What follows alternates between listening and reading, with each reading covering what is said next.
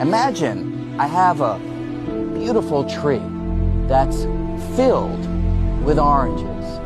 And I ask myself, what is the orange made of? How do I answer that question? Well, I want to look deeply inside the orange, so I magnify it. And I magnify it again, and if I keep on doing it, deep inside, sooner or later, I begin to see molecules come into view. But molecules are not the end of the story, because the molecules, I can enlarge them. And if I make them big enough deep inside, I begin to see atoms.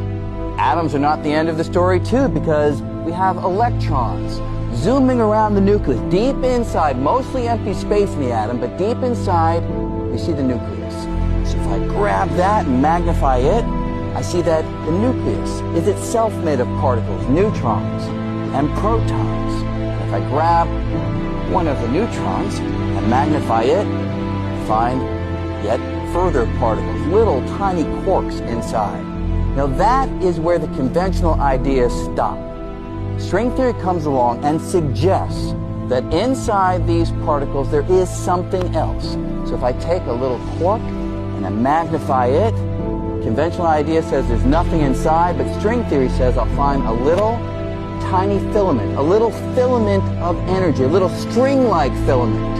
And just like the string on a violin, I pluck it and it vibrates, creates a little musical note that I can hear.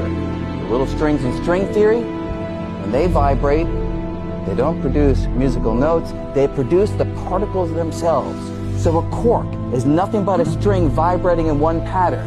An electron is nothing but a string vibrating in a different pattern. A neutrino, nothing but a string vibrating in a different pattern still.